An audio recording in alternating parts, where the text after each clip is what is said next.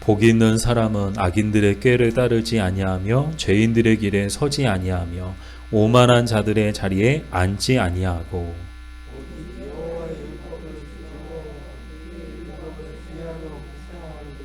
그는 시냇가에 심은 나무가 철을 따라 열매를 맺으며 그 잎사귀가 마르지 아니함 같으니 그가 하는 모든 일이 다 형통하리로다.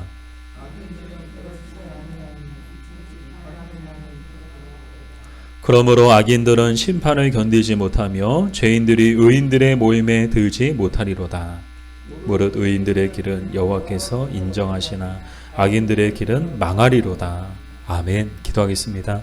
하나님 감사합니다. 저희들 사랑해 주셔서 오늘도 거룩하고 복된 주일을 우리에게 허락해 주시고 이 시간 다른 곳에 있지 않고 하나님을 예배하는 이 복된 하나님의 보좌 앞과 어린 양 예수 그리스도의 십자가 앞에 저희들 모여서 예배하게 해주셔서 감사합니다.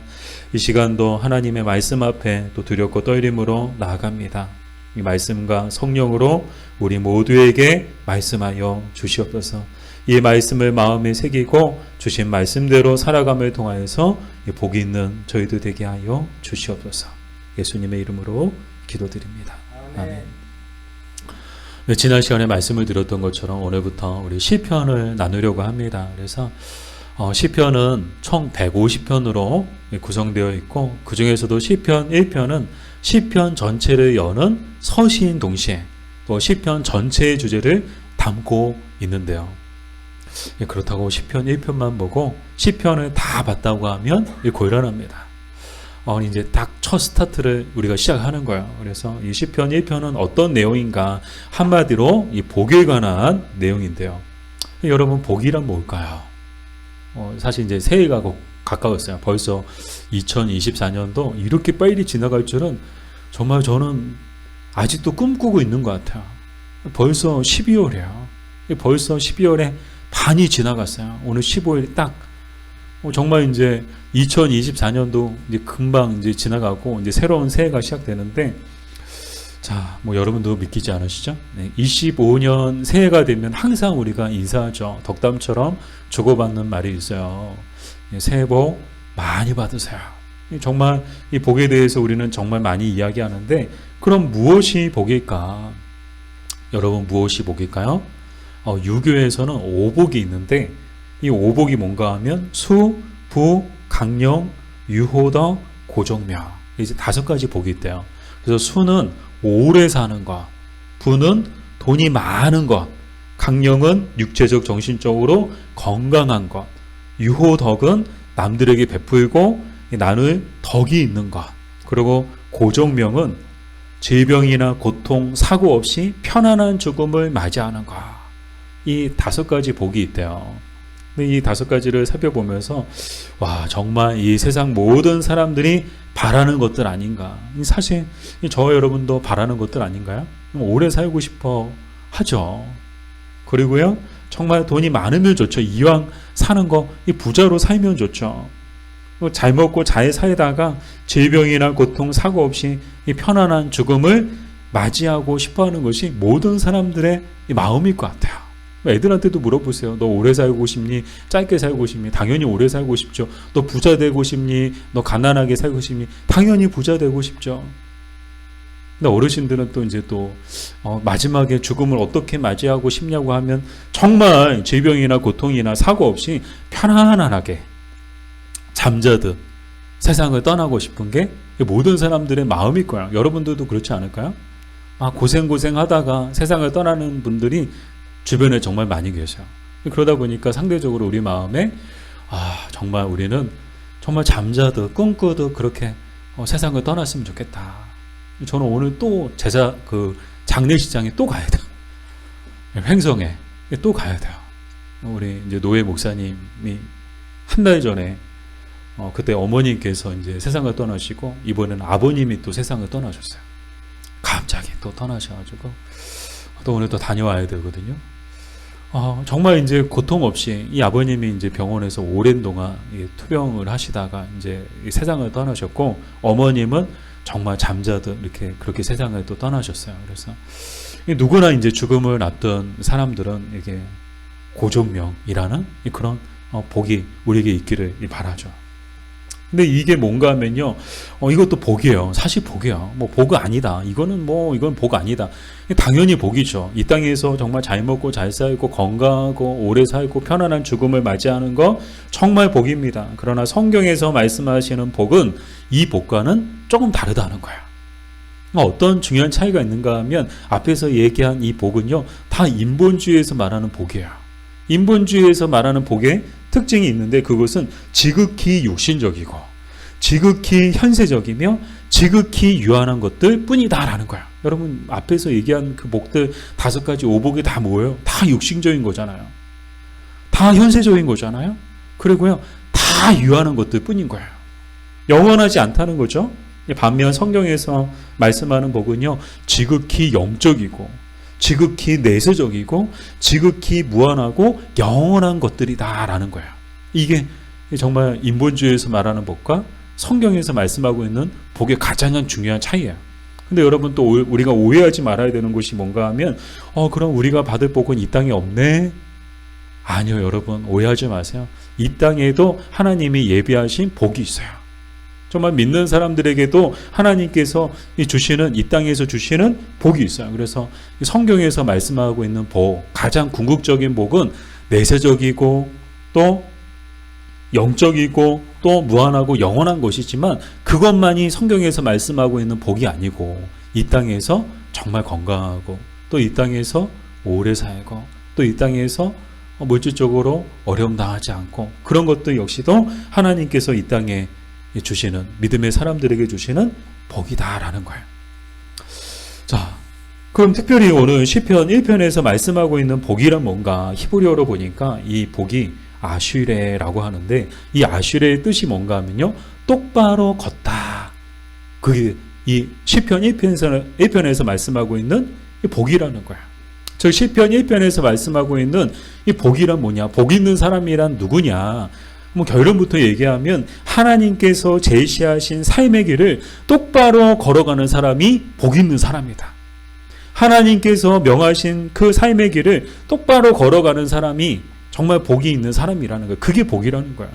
똑바로 걷는 게 복이라고 말씀하고 있잖아요. 똑바로 걷는 게 뭐예요? 그냥 이렇게 다 이렇게 선 그어놓고 그 선대로만 쭉 가면 되는가? 아니요. 하나님이 지시하시고 하나님이 가르쳐 주시고 하나님이 명하신 우리에게 명하신 그 삶의 길을 똑바로 좌로나 우로나 치우치지 않고 똑바로 걸어가는 사람이 정말 복이 있는 사람이다라는 것을 오늘 말씀하고 있습니다. 좀 더 구체적으로 살펴보면 그럼 이 길이란 무엇이고 또 이 길을 걸어가는 사람들만이 누릴 수 있는 복이 있는데 그건 뭔가 먼저는요 죄인들의 길로 가지 않는 것입니다. 우리 1절 말씀을 다시 한번 읽어볼게요. 1절 복이 있는 사람은 악인들의 꾀를 따르지 아니하며 죄인들의 길에 서지 아니하며 오만한 자들의 자리에 앉지 아니하고. 아멘.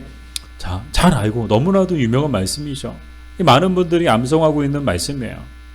근데 여기에 누가 등장해요? 악인들, 죄인들, 오만한 자들이 등장하는데 정말 하나같이 이름값 제대로 하는 사람들이에요. 그래서 이름은 정말 잘 지어야 되는 것 같아요. 철력중에도 보면 정말 그 이름대로예요. 무지, 불신, 변덕쟁이, 고집쟁이 정말 그 이름대로 살더라고요. 근데 이 악인들, 죄인들, 오만한 자들의 특징이 뭔가 하면 하나같이 하나님을 멀리하고 하나님께 대하여 불순종하고 또 하나님과 하나님에게 속한 사람들에 대하여 비방과 조롱을 일삼는 자들. 그들이 누구예요? 악인들, 죄인들, 오만한 자들이다라는 거예요. 이들은 한마디로 이들의 정체는 뭔가 하면요 사탄의 하수인들인데요. 요즘 말로 표현하면 사탄의 부역자들이죠. 왜 그런가 하면 그들의 우두머리가 바로 사탄이기 때문이에요. 그 뒤에서 조종하고 뒤에서 지시하고 하는 존재가 누구예요? 바로 사탄이거든요. 사실 사탄이 하는 일이 바로 그 일을 하고 있거든요. 이 사탄이 누굽니까? 한때 하나님의 천사였지만 스스로 오만해지고 교만해짐으로 인해서 스스로 타락하여 결국엔 하나님을 거부하고 하나님께 대하여 불순종함으로 인해서 하나님의 나라에서 추방된 자가 사탄이에요.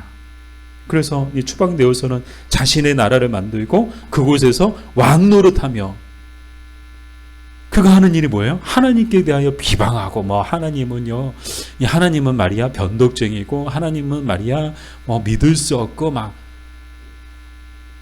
뿐만 아니라 하나님께 속한 이들에 대하여 온갖 깨와 위협과 조롱을 일삼는 자가 바로 사탄이죠.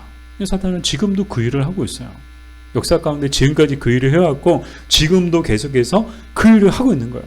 사탄이 밥 먹고 하는 일이 뭐예요? 그거예요. 하나님을 비방하고 하나님께 속한 사람들, 바로 저와 여러분이죠. 저와 여러분을 온갖 깨와 유혹으로 우리를 유혹하고 또 위협하고 때로는 조롱하고 비방하고, 결국에는 그렇게 함을 통해서 자신들을 따르게 하고 자신들의 자리에 앉게 하는 것, 그것이 그들이 하는 일이죠. 그러므로 사랑하는 여러분, 우리도 주의해야 합니다. 우리도 예외는 아닌 거예요. 성경을 보세요. 믿음의 많은 사람들이 이 사탄의 유혹에 넘어가고요, 사탄의 위협에 무릎 꿇는 모습들을 우리는 많이 봤습니다. 아니, 가룟 유다 보세요. 3년 동안 예수님과 함께하고 있었는데 예수님을 배신한 사람이 누구예요? 바로 가룟 유다였어요. 정말 멀리 있는 사람이, 정말 이스라엘 지구 반대편에 있는 사람이 갑자기 나타나가지고 예수님의 등에 칼을 꽂았어요? 아니요. 예수님과 3년 동안 함께 지냈던 예수님의 제자 가룟 유다가 예수님의 등에 칼을 꽂을 거예요. 그래서 제일 무서운 사람이 누구가요? 가장 가까이 있는 사람들이 제일 무서운 거예요. 언제 우리 등에 칼을 꽂을지 모르거든요. 그래서 항상 여러분 뒤에 한번 이렇게 항상 이렇게 살피면서 언제 칼을 꽂을지 모른다. 네. 이렇게 이 사탄의 이 부역자들이 오늘 이 시대에도 똑같이 우리에 대해서 유혹하고 또 꾀를 통해서 우리를 넘어뜨리려고 하는데, 중요한 건 뭔가 하면요, 그들의 계획대로 안 될 때는 때로는 온갖 수단과 방법을 가리지 않고 우리를 위협하고 우리를 핍박한다는 거예요. 처음에는 유혹해요. 달콤하게 유혹해요. 근데 그 유혹에 넘어가지 않잖아요. 나중에는요, 막 위협하고요, 협박하고요, 핍박해요. 이게 사탄이 쓰는 방법이에요. 이 아담과 하와가 이 선악과를 먹게 된 이유가 뭐예요? 뱀이 어떻게 했어요? 너 안 먹으면 내가 물어버린다, 물어서 죽여버린다 그랬어요? 아니요. 먹어봐. 아주 달콤하게 속삭이고 아주 달콤하게 유혹했어요. 아마 이제 모르겠어요. 이제 아담과 하와가 이 뱀의 첫 번째 유혹에 넘어가지 않았으면 그 다음에 뱀은 아마 물어 죽일 것처럼 아마 위협하고 아마 이렇게 협박하지 않았을까. 그냥 제 개인적인 생각이에요. 왜냐하면 사탄이 쓰는 방법이 그런 방법이거든요. 천일교 역정에서도 허영의 시장에서 크리스천과 소망이 지나갈 때 이 허영의 시장에 상인들이 호객행위 하잖아요. 여기 보시라고 막 이렇게 정말 진귀한 것들, 아름다운 것들, 온갖 좋은 것들을 막 펼쳐놓고, 이거 한번 보시라고, 이 프라다 가방 한번 보시라고, 이렇게 롤렉스예요. 이렇게 시계 좋은 거 있잖아요. 그런 거, 이 시계라고, 이 명품이라고, 진짜라고 한번 보시라고, 그러면서 유혹하잖아요. 근데 크리스천과 소망이 거들떠도 안 보고 그냥 이렇게 가잖아요. 무시하고, 개무시하고 지나가니까, 나중에 상인들이 어떻게 해요? 이제는요, 달려드는 거야. 위협하고요, 핍박하고요, 때리고요, 감옥에 집어넣는 거예요. 이게 뭐예요? 사탄이 하는 방법이죠. 오늘 이 시대에도 이 사탄의 부역자들이 똑같이 우리 주변에서 우리를 유혹하고, 때로는 유혹에 넘어가지 않으면 위협하고 또 핍박한다는 것을 우리는 잊지 말아야 되는데요. 제가 지난번에 이제 우리 목장 모임 하면서 들었던 얘기가 또 오늘 말씀을 준비하는데 생각나더라고요. 저는 지금 직장 생활하고 있지는 않지만 예전에도 저도 직장 생활을 조금 하기는 했었지만, 사람들이 그렇게 모이면 험담하기를 좋아한다는 거야.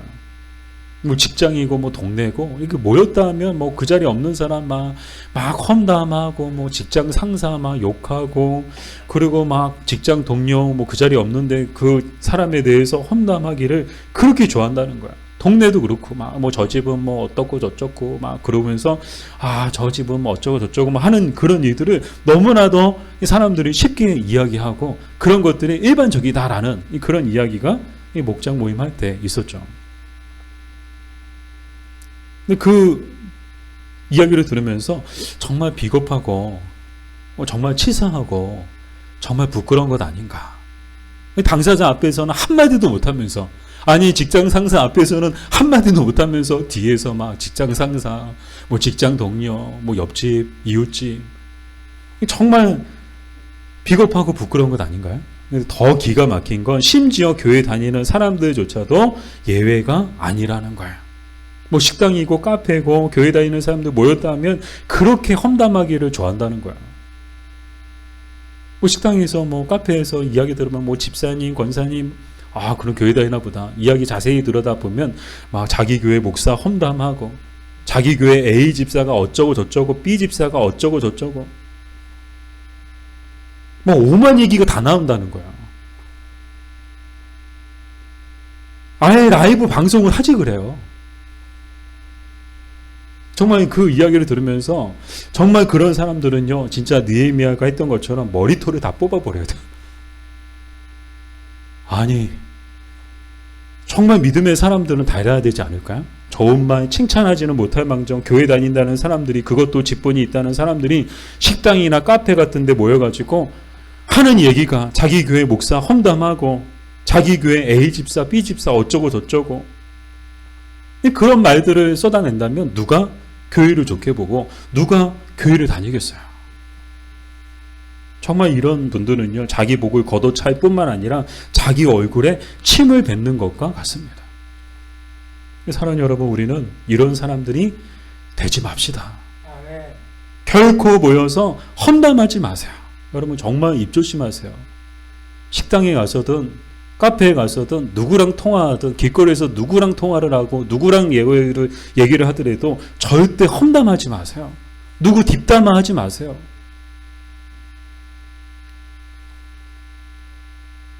그런 사람들 좋다고 따라가지도 마시고, 그런 자리에 함께 서 있지도 마시고, 그런 자리에 함께 앉아 있지도 마세요. 우리 같이 가서 좀 더 깊이 얘기해 볼까? 도대체 그 목사가 도대체 뭐 어떻다는 거야? 나한테 한번 얘기해 봐. 절대 여러분들을 유혹한다 할지라도 여러분 가지 마세요. 그 자리에 서 있지 마세요. 그 자리에 끼지 마세요. 그 자리에 함께 앉아 있지 마세요. 조용히 자리를 떠나세요. 그것이 죄인들의 교회로 가지 않는 것입니다. 자, 다음으로 의인들의 교회로 가는 것이다. 이것이 정말 이 복 있는 사람의 길인데요. 우리 2절 말씀을 다시 한번 읽어볼까요? 2절. 오직 여호와의 율법을 즐거워하여 그의 율법을 주야로 묵상하는 도다. 아멘. 자, 이 뭐 1절이 좀 소극적 자세라면 2절은 적극적 자세를 이야기해요. 우리가 복 있는 사람이 되기 위해서, 정말 우리가 똑바로 걷기 위해서, 하나님이 우리에게 제시하신 이 길을 정말 똑바로 걸어가기 위해서 우리가 어떻게 해야 되느냐? 2절이 보다 적극적이고 능동적인 그런 요구를 우리에게 말씀해 주고 계시죠. 여호와의 율법을 즐거워하는 것이다. 이 부분은 메시지 성경으로 보니까 하나님의 말씀에 사로잡혀야 한다라고 번역되어 있는데요. 자, 바꿔 얘기하면 우리가 복 있는 사람이 되기 위해서는 어떻게 해야 되는가? 우리가 똑바로 이 길을 걸어가기 위해서는, 똑바로 신앙생활하고 똑바로 믿음의 길을 걸어가기 위해서는 어떻게 해야 되느냐? 하나님의 말씀에 사로잡혀야 된다는 거예요. 그리고 늘 그 말씀을 주야로 묵상해야 한다. 이 묵상이란 공동번역으로 보니까 되새김이라고 하거든요. 되새김이 뭐예요? 막 입안에서 씹고 또 씹고, 마치 껌 씹듯이 씹고 계속 씹는 거야. 막 이가 아플 때까지 계속 씹는 게 뭐예요? 그게 묵상이라는 거야. 껌은 씹으면 씹을수록 단맛이 사라지지만 신기하게도요, 말씀은요, 씹으면 씹을수록, 묵상하면 묵상하고, 되새김하면 되새김할수록 정말 깊고 진한 맛이 나오는데요. 그걸 누구보다도 제가 경험했거든요. 제가 이제 계속 뭐 지난주 설교 요약했잖아요. 그래서 오늘도 할까 하다가 이제 시편 막 시작하는 시간이라 그냥 생략하고 그냥 시편으로 바로 들어왔거든요. 근데 오늘도 만약에 느헤미야가 14장까지 있었으면 아마 제가 오늘 또 13장 얘기했을 것 같아요. 근데 제가 다시 또 되새기면서 제 자신이 또 그 말씀을 묵상하면서 지난주까지만 해도, 아니 설교할 때까지만 해도 깨닫지 못했던 것들이 그 묵상하는데 깨달아지는 거예요. 그래서 그때 참 아쉽다. 그때 그 얘기를 했어야 되는데. 그래서 그런지 모르겠지만 제가 일부러 요약하면서 거기에 지난주에 하지 못했던 내용들을 가끔은 또 이렇게 첨가시킬 때가 있어요. 여러분 아세요? 여러분 느끼셨어요? 지난주에 못 들었던 내용인데 또 새로운 내용인데 그때는 뭐예요? 제가 한 주간 묵상하면서 되새김하면서 깨달은 거를 또 깨달은 가운데 또 주신 은혜를 여러분과 함께 나누고 싶어서 말씀을 드리는 거였어요. 근데 묵상은 정말 놀라운 힘이 있고 놀라운 은혜가 있는데요. 마틴 루터가 이렇게 얘기했어요. 우리 같이 한번 읽어볼까요? 마틴 루터가 한번. 성경은 살아있어서 내게 말을 걸고 발이 있어서 내 뒤를 쫓으며 손이 있어서 나를 꼭 붙든다. 아멘. 이것이 묵상의 놀라운 힘이고 놀라운 은혜죠. 처음에는요, 뭐 말씀을 보고 말씀을 들어도 이게 도대체 무슨 말씀인가. 근데 묵상해 보세요. 그러면요, 이 놀라운 일이 일어나는 거야. 성경이 살아가지고 나한테 말을 거는 거야. 옥서가. 그러면서 나한테 말을 거는 거야. 그 발이 있어서 막 내 뒤를 쫓아오는 거야. 그리고 손이 있어서 나를 꼭 붙들어 준다는 거야. 이것이 이제 묵상의 힘이고, 이것이 여호와의 율법을 주야로 이 묵상한다는 그런 말씀의 뜻인데요. 성경을 보면 정말 이렇게 말씀에 사로잡혀가지고 정말 주야로 묵상했던 그런 사람, 그래서 말씀과 하나가 되었던 그런 의인들이 있는데 정말 많은데 이 시간에는 대표적으로 아브라함을 살펴보려고 해요.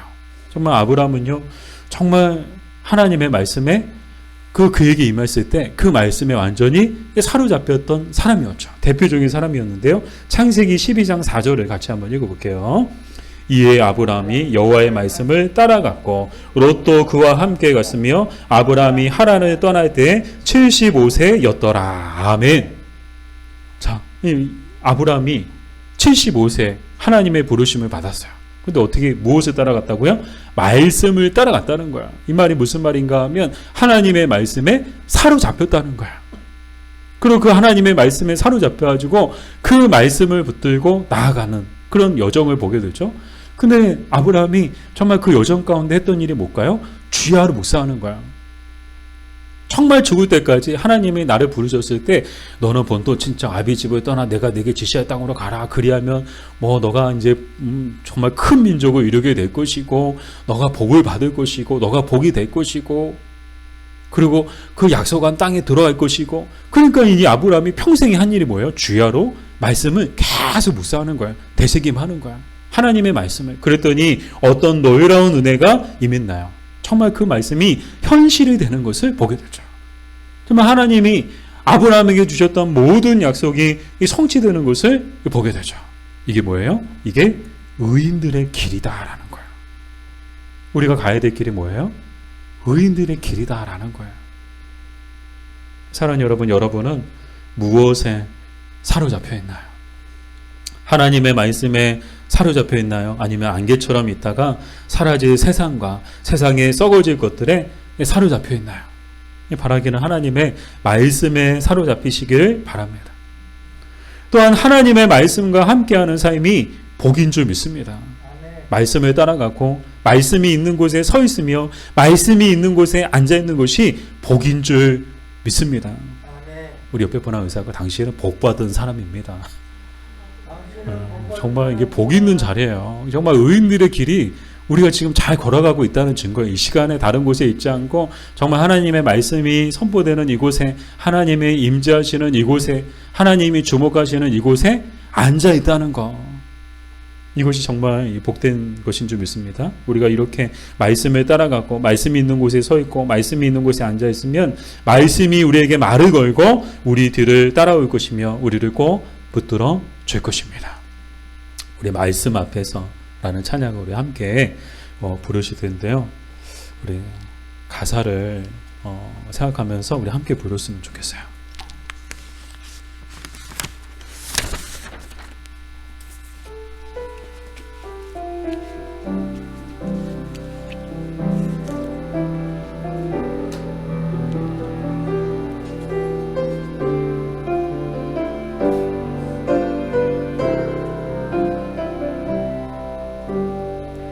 말씀 앞에서 경외함으로 주께 홀로 섭니다. 생명의 말씀 읽고 순종해 주를 예배함. 다시 한번 우리 말씀 앞에서 경외함으로, 말씀 앞에서 경외함으로 주께 홀로 섭니다. 생명의 말씀 읽고 순종해 주를 예배합니다. 기록된 말씀 힘이 있어서 진리로 우리 거룩해 하며 거룩한 말씀 세세 영원히 복음이 되어 말씀아. 우리 기록된 말씀 힘이 있어서, 기록된 말씀 힘이 있어서 진리로 우리 거룩해 하며 거룩한 말씀 세세 영원히 복음이 되어 말씀하시네. 하나님 말씀에 두려워 떠는 자, 그 말씀에 생명을 거는 자, 한 사람 찾으시는 주님의 약속을 믿어 하나님 말씀에 운명을 거는 자, 순종하며 주 따라가는 자, 영원한 하나님 나라 이뤄갈 주의 교회여 일어나라. 하나님 말씀에 두려워 떠는 자, 하나님 말씀에 두려워 떠는 자, 그 말씀에 생명을 거는 자, 한 사람 찾으시는 주님의 약속을 믿어 하나님 말씀에 운명을 거는 자, 순종하며 주 따라가는 자, 영원한 하나님 나라 이뤄갈 주의 교회여 일어나라.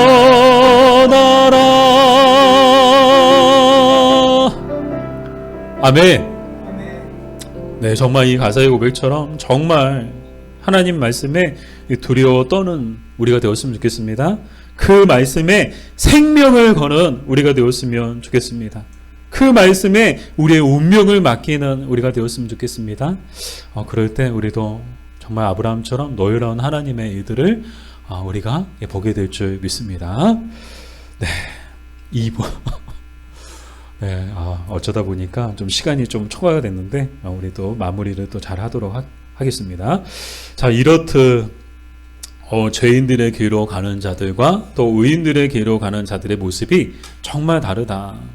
그것을 우리가 보게 되는데 정말 그들에게 임하는 것도 다르게 되죠. 정말 먼저 의인들의 길로 가는 자들에게 복이 있는데 그 복은 그 복의 모습은 어떤 모습인가? 우리 3절 말씀을 같이 볼게요. 3절.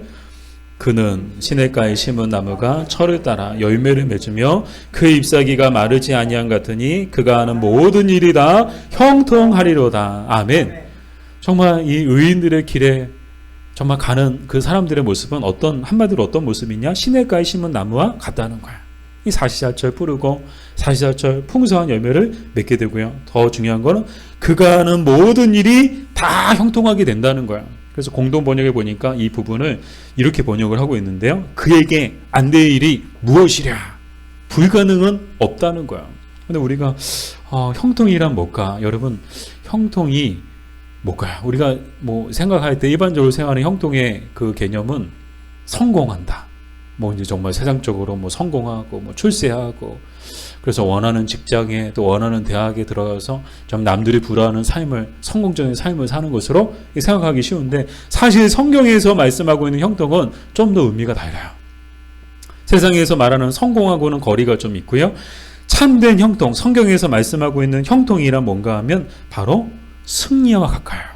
좀 더 엄밀하게 말씀을 드리면 하나님이 함께 하심으로 인한 승리를 형통이라고 말해요. 이 대표적인 예가 요셉이죠. 우리 창세기 39장 23절 말씀을 같이 볼게요. 간수장은 그의 손에 맡긴 것을 무엇이든지 살펴보지 아니하였으니 이는 여호와께서 요셉과 함께 하심이라. 여호와께서 그를 범사에 형통하게 하였더라. 아멘. 요셉 잘 알죠. 요셉의 정말 삶은요, 정말 굴곡진 그런 삶을 살았어요. 이 꿈 한 번 잘못 꿨다가 꿈 얘기 잘못 얘기했다가 형들에게 죽을 뻔했고요. 다행히 죽음은 면했지만 죽음보다 더한 삶이 그를 기다리고 있었죠. 낯선 땅에 노예로 끌려가지고 노예처럼 살아야 했습니다. 그러나 그곳에서 정말 가정 총무가 되어서 정말 가정에 이제 신임받는 일꾼이 되었죠. 근데 그것도 잠시 억울한 누명을 쓰고 이 감옥에 갇혀야 했는데요. 그러나 하나님이 함께 하심을 통해서 어떻게 되었습니까? 그 감옥에 또 총무가 된 거야. 그 감옥에 총무가 되고 후일에는 왕의 꿈을 해석해 줌을 통해서 애굽의 총리가 되는 이 모습을 보게 되죠. 근데 요셉의 삶을 한마디로 뭐라고 얘기해요? 하나님이 함께 하심으로 정말 그가 형통하였더라. 그가 범사에 형통했다는 거야. 여러분, 정말 요셉이 형통한 삶 산 거 맞아요? 아니요. 중간에 보면요, 말씀을 드렸던 것처럼 뭐 형들한테 죽을 뻔하고요, 노예로 끌려가고요, 억울한 누명 쓰고 감옥에 갇히고요. 이게 무슨 형통이에요? 근데 성경은 여호와께서 그와 함께 하심으로 그가 범사에 형통했다고 말씀하고 있는데, 자, 그래서 우리는 성경에서 말씀하고 있는 형통이란 어떤 것인가? 고난과 시련이 피해가는 게 형통이 아니고, 고난과 시련이 피해가진 않지만 그럼에도 하나님이 함께 하심을 통해서 어떠한 고난과 시련도 모두 이겨내는 것, 그 가운데서 승리하는 것, 그게 형통이다라는 거예요. 요셉은 정말 형통했어요. 그러고 보니까 요셉은 정말 형통한 거예요. 억울한 일 많았죠. 죽을 뻔했죠. 우여곡절 많았죠. 근데 어떻게 했어요? 형통했어요. 하나님이 그 모든 고난과 시련 가운데서 그를 건져주시고 그 모든 고난과 시련을 이기게 해주시고 최후에는 승리케 해주시는 그 모습을 보게 되죠. 사랑하는 여러분, 저와 여러분도 이러할 것입니다. 우리가 오직 여호와의 율법을 즐거워하며 주야를 묵상할 때 하나님의 말씀에 사로잡혀 그 말씀과 하나 되어 살아갈 때 우리도 시냇가에 심은 나무와 같을 것입니다. 어쩌면 우리에게도 고난과 시련이 피해가지는 않을 거예요. 그럼에도 불구하고 하나님이 우리와 함께 하심을 통해서 우리는 어떠한 고난과 시련도 반드시 이기게 될 것입니다. 도리어 그 일이 전화위복이 되고 모든 것이 합력하여 선을 이루게 되는 것을 보게 될 것입니다. 그래서 우리도 반드시 형통하게 될 줄 믿습니다. 우리 옆에 분하고 인사할까요? 당신은 반드시 형통하게 될 것입니다. 네, 어떤 의인들이라고 고난과 시련이 피해가지 않았어요. 그게 형통이라고 이야기하지 않아요. 정말 우여곡절 많았어요. 다윗도요, 사울한테 정말 말할 수 없는 세월을 쫓겨다니면서 정말 두 다리 쭉 뻗고 자지 못하고 늘 두려움과 불안함 속에서 지내야 되는 그런 시간들이 있었어요. 그럼에도 불구하고 최후에는 승리하고 정말 최후에는 정말 하나님 앞에 귀하게 또 서는 모습을 보게 되죠. 자, 반면 죄인들, 악인들의 괴로 가는 자들의 모습은 어떤가? 4절과 5절에 보니까 바람에 나는 겨와 같아서 마지막 때 하나님의 심판을 견디지 못하고 결국에는 지옥의 불 속에 던져지고 말 것이다. 정말 운명이 다르지 않아요? 정말 의인들의 길을 가는 사람들의 모습과 악인들의 길을 가는 사람들의 모습이 정말 극과 극이에요. 오늘 말씀의 결론인데요. 우리 6절 말씀을 같이 읽겠습니다.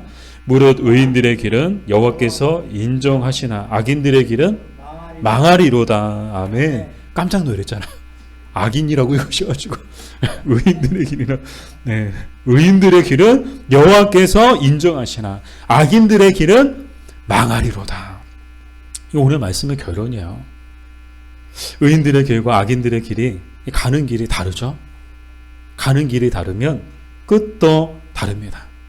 이 의인들의 길은요, 겉보기에는 비록 좁고 힘든 길이지만 결국에는 형통한 길이요, 끝에는 영원한 생명을 얻는 길입니다. 그러나 악인들의 길은 비록 넓고 편해 보여도 그 길은 결국에는 멸망의 길이요, 끝에는 영원한 죽음을 얻는 길이다라는 것이죠. 사랑하는 여러분, 여러분은 지금 어디로 가고 있나요? 기도하겠습니다. 아버지, 세상의 유혹을 따라 죄인들의 길로 가지 않고 오직 하나님의 말씀을 따라 의인들의 길로 가게 하여 주시옵소서. 예수님의 이름으로 기도드립니다.